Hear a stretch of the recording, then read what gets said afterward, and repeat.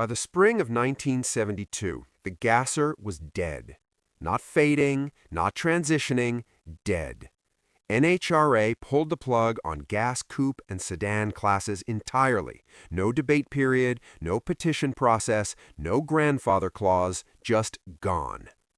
After 17 years of the most crowd-pleasing racing the sport had ever produced, these machines were simply removed from the program. And here is where the story gets interesting, because if you ask most people what killed the gasser, they'll tell you funny cars and pro stock came along and made them obsolete. And that is technically accurate, the same way saying the Titanic sank because of cold water is technically accurate. It leaves out basically everything that actually matters. What really happened was a 5-year chain reaction that started long before 1972 and involved a set of forces that were pulling in completely different directions at the same time. The factory wars, the match race economy, the rulebook politics, the spectacle problem, and a fundamental tension inside drag racing itself about what the sport was supposed to be. Each one of those things was chipping away at the gasser from a different angle, and by the time they all hit simultaneously, there was nothing left to save. You already know the cars. You know the names. What this is about is the specific sequence of events that ended it and why it happened the way it did. Before getting into the collapse, it's worth being precise about what was happening at the peak, because the height of the peak explains how far the fall was. By 1964, the supercharged gas classes were drawing more spectators to NHRA national events than top fuel. Think about that for a second. The blown door slammers running on pump gasoline were outdrawing the nitro-burning dragsters. Bakersfield's March Meet in 1964 was essentially a gasser event that other classes happened to attend. Big John Mosmanian's blown Chrysler Hemi Willys ran 9.77 at that meet, the first 9-second run ever recorded by a stock-bodied car, and the crowd reaction was reportedly so intense that timing equipment was actually disrupted by the noise. That is not an exaggeration. The match race circuit was running at full capacity. The top teams, Stone Woods and Cook, Arnie Beswick, Ohio George, Mosmanian, were booked sometimes 3 and 4 events per week from April through October. Promoters were paying appearance fees that could exceed $1,000 a night, which was serious money in 1964. The camshaft companies had basically turned the whole thing into a traveling advertising war, with rival teams trash-talking each other in full-page ads in Drag News and National Dragster. Iski Cams backing one team, Engel backing another, Howard Cams backing a third. It was a promotional machine that knew exactly what it was doing. The crowds at small-town drag strips understood the cars viscerally because the cars looked like something you could build. A Willys coupe, a blown big block, open headers, and a set of slicks. The weight transfer physics that made the nose point at the sky produced the wheel-standing spectacle that became the gasser's signature. People drove 2 hours on back roads to watch those things launch. They brought their kids. They argued about them at diners the next morning. That was the peak. What happened next was not one thing. It was 5. The first crack appeared from inside. Not from a competing class, not from a rulebook change. From the racers themselves, making a completely rational decision that had an irrational consequence. By the mid-1960s, the Willys body had been developed about as far as physics allowed. The pre-war steel shells were cramped, dangerous, and aerodynamically terrible above 150 miles per hour. Ohio George knew this better than anyone. He'd been running variations of the same 1933 Willys platform since the late 1950s, burning through 3 different powertrain combinations, Cadillac big block to supercharged small block Chevy to eventually Ford's 427 SOHC Camry. Each engine made more power, the times kept dropping, but the car itself was fundamentally limited. When NHRA changed the rules to allow post-1967 production bodies in gas classes, Ohio George did what any serious racer would do. He moved to a tube chassis Ford Mustang. More aerodynamic, lighter, better safety cell, and capable of running times the old Willys couldn't touch. He wasn't the only one. The top A-gas and AA gas competitors started migrating to late-model bodies because the late-model bodies were simply faster. Here's the problem. The faster cars were boring to watch. The pre-war Willys and Anglia bodies sat high and light and launched nose-first into the sky, and the crowds went insane.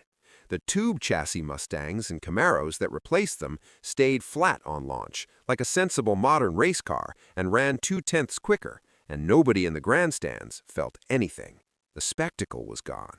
The cars got better, and the show got worse, and that is a very particular kind of crisis for a motorsport, because the spectacle is the product. You can't separate them. The Motorsports Hall of Fame said it plainly. With the colorful, wheel-standing antics of the older cars eliminated and nitro-burning funny cars climbing over the horizon, gassers would never again occupy drag racing's center ring. That happened before funny cars even took over.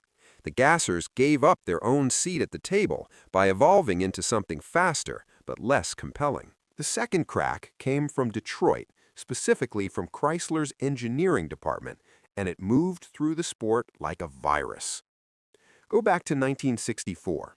The factory experimental class had been running alongside gas classes as a place for the Detroit manufacturers to campaign modified production cars with factory engineering support. Ford, Chrysler, and GM all had programs. The rules allowed significant modifications, but the cars still looked reasonably production-based. Then, somebody at Chrysler figured out what happened if you moved the wheels. The basic physics of weight transfer that made the Willys' nose come up, short wheelbase, high center of gravity, weight shifted rearward, could be exaggerated even further by repositioning the axles under a car that was already longer and heavier. Move the front axle forward, move the rear axle forward even more. You're doing the same thing the Willys racers had been doing with suspension geometry and body height, but now you're doing it structurally. The result was a car that launched even harder, transferred weight even more aggressively, and ran in the 8s on gasoline. Dick Landy's 1964 Dodge showed the concept worked. Chrysler saw the numbers and went industrial. In 1965, the factory produced 12 altered wheelbase cars, 6 Dodge Coronets, 6 Plymouth Belvederes, with the front wheels repositioned 6 inches forward and the rear wheels moved 13 inches forward under the body. These were factory-built cars, built specifically to drag race, with wheels that sat in completely wrong positions relative to the body openings. They looked deranged, they were deranged, and they ran mid-8s. NHRA took one look at these machines and said no, too radical. The altered wheelbase cars went racing in the AHRA and in match events outside NHRA, and within about 18 months, the inevitable happened. Someone put a flip-top fiberglass body on one of those tube-frame altered wheelbase platforms and called it a funny car. By 1966, Don Nicholson's flip-top Comet was basically a modern funny car. By 1967, the category had its own identity, its own following, and its own nitromethane supply. What that meant for gassers was that the evolutionary branch that should have remained inside the gas classes had been diverted out of them entirely. The most technically aggressive development, the most willing to experiment builders, the most spectacular-looking cars, all of it went to funny car instead of staying in gas. The gasser lost its ceiling. The best it was ever going to get had just left the building. Third crack. This one was economic, and it moved slower, but it cut deeper. The match race circuit had been the financial engine of the gasser world since the late 1950s. Promoters booked top names as featured attractions, packed their grandstands, and paid appearance money that allowed teams to operate full-time. The business model worked because the gasser names were the draw. Stone, Woods, and Cook showing up meant people came. Ohio George meant people came. Mosmanian meant people came. But the match race market was essentially a fixed-size pie, and by 1965, it was being divided more ways. Funny car pilots started commanding the same appearance fees as top gasser teams, then higher ones, because funny cars were running on nitromethane, which produced the fire and smoke that looked spectacular on television, and television was starting to matter in ways it hadn't before. Promoters booking a weekend event increasingly chose a nitro funny car over a gasoline gasser because the visual payoff was more dramatic and the fans could tell the difference. The camshaft company sponsorships started flowing toward funny cars for the same reason. Advertising in a sport where the most photogenic car was a tube-frame nitro burner putting up 200-foot fire trails out of the headers made more sense than backing a pump gas door slammer, however fast it was. Harvey Crane's $2,000 bonus that lured Ohio George away from Iskandarian was the kind of money being spent in 1964. By 1967, that kind of money was going to funny car programs. Stone, Woods, and Cook moved to funny car in 1967. Mosmanian followed in 1968. These weren't retirements, they were migrations, and they took the star power of the gasser match race circuit with them. When the biggest draws left, the promoters had less reason to book gasser headliners, and the appearance fees dropped, and the economics that had supported full-time gasser operation collapsed. What remained was still competitive racing, but it was racing without a viable business model underneath it. Fourth crack, and this one came directly from NHRA, which is either ironic or completely predictable, depending on how you look at it. By the late 1960s, the most successful gasser competitors had evolved their cars so far from production appearance that the connection to street machinery, always the emotional core of the class, had become nominal. A tube chassis supercharged Mustang wearing a fiberglass Willys body had almost nothing in common with a car anyone could drive to the grocery store. The factory-backed teams didn't care because they were chasing elapsed times, but NHRA was watching attendance patterns and gate receipts and sponsor conversations, and what they were hearing was that casual fans had lost the thread. Meanwhile, the Detroit manufacturers were pushing hard for a class that kept their current production cars recognizable. The muscle car era was peaking in 1969 and 1970. Charger 500, Boss 429, LS6 Chevelle, and Ford, Chrysler, and GM wanted a racing showcase for those cars, not a class dominated by pre-war 10 wearing factory badges nobody actually sold. The manufacturers essentially went to NHRA and said, "Give us a real class for what we're actually selling right now." The result was Pro Stock, introduced at the 1970 Winter Nationals. Wally Parks reportedly wasn't enthusiastic about it. The concept of a low-buck, bracket-style class for factory hot rods didn't fit the professional direction he wanted for NHRA. But more than 40 cars showed up for the inaugural event. National Dragster called them the darlings of the spectators. The top gas class competitors, Ronnie Sox, Bill Jenkins, Dino Don Nicholson, Dick Landy, either already had pro stock programs or were building them within months. They brought their knowledge, their sponsorships, their fan bases, and their camshaft company relationships with them. Gas classes didn't get eliminated that year, but the writing was there. The talent was draining upward, the sponsorship was moving, the manufacturer interest had found a new home. What remained in gas was increasingly regional rather than national in character, and when NHRA is deciding which classes get prime time slots at national events, regional classes with aging equipment don't win that argument. NHRA pulled Gas Coupe and Sedan classes from the national event program in 1972. The remaining cars were folded into Modified Eliminator, which was a bracket class, essentially a catch-all for cars that didn't fit the organized professional structure. This was not a gentle transition. It was a demotion from the main stage to the parking lot. The people who built those cars and raced them at the national level did not take it quietly. There was real anger in the community, not just nostalgia, but the specific anger of people who felt they'd been pushed out of something they helped build. The gas classes had been part of NHRA since 1955. They'd kept the gates open during the nitro ban from 1957 to 1963, when Top Fuel wasn't even welcome at NHRA events. There was a reasonable case to be made that without the gasser era, NHRA doesn't grow into the organization it became. That argument didn't move the needle.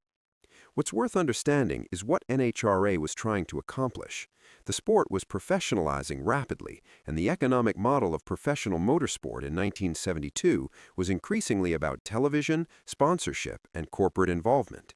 Pure pump gas street-bodied cars running 9-second passes were spectacular in 1964.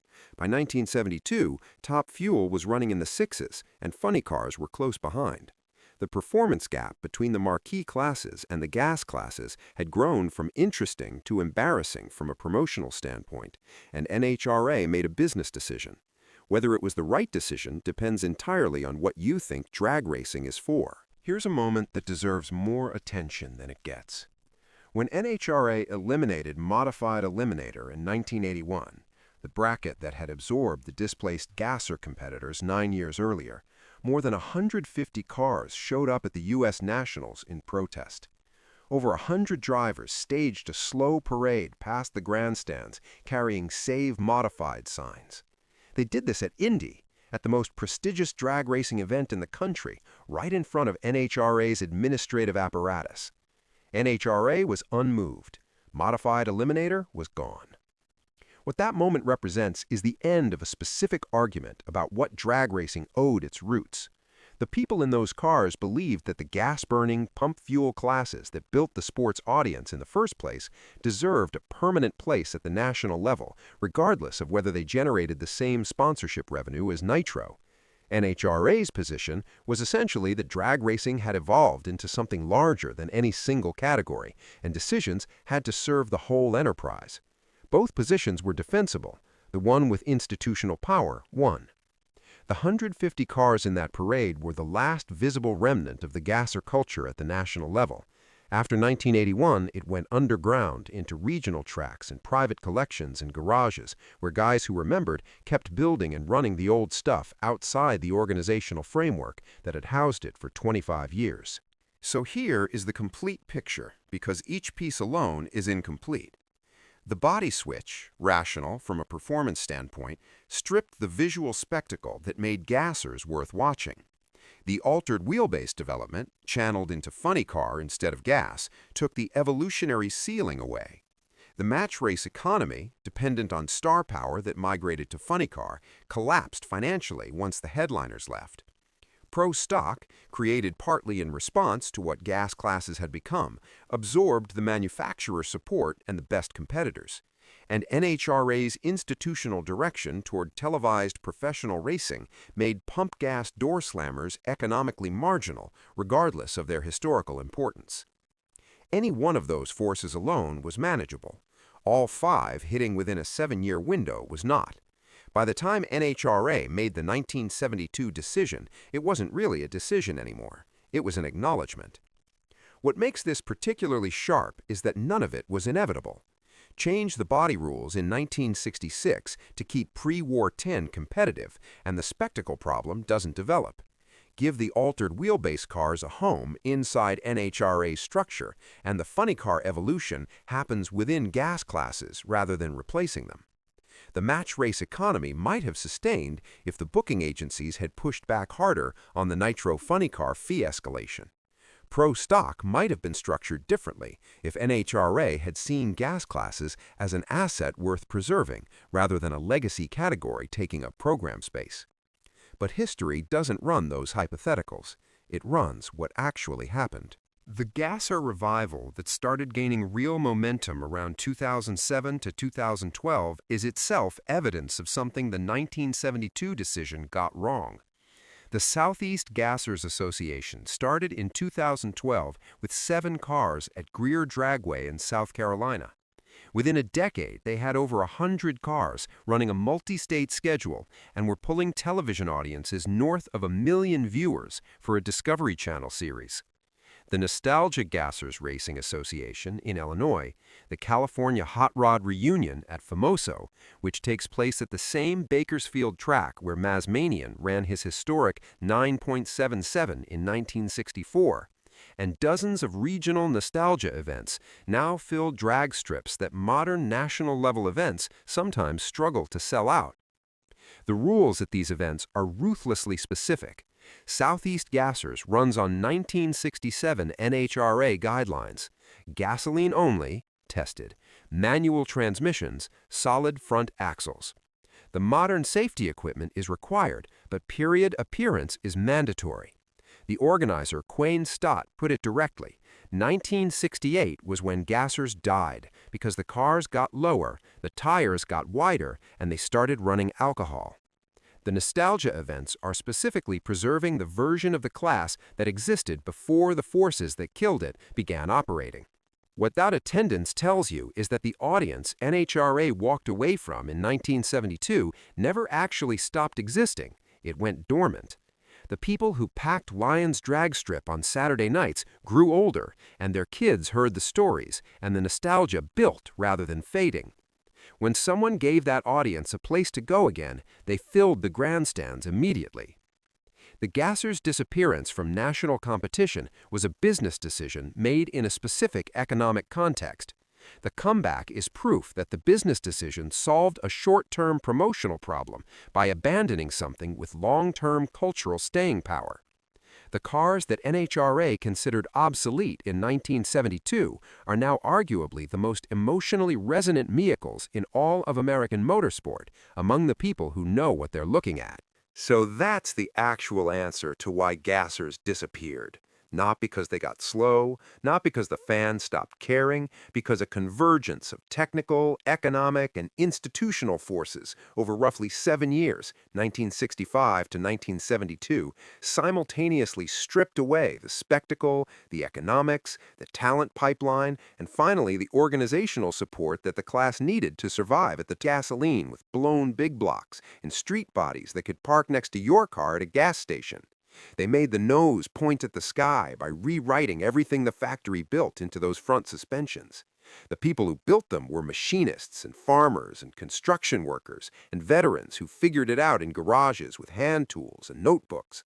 They packed small-town drag strips coast to coast for 15 years, and they built the audience that NHRA grew into. The 1933 Willys that Ohio George ran to 8 consecutive national titles is at the Henry Ford Museum now. The Stone Woods and Cook Swindler, the first interracial team in the history of competitive drag racing, the car Hot Rod magazine called the most famous drag car of all time, has been restored and lives on.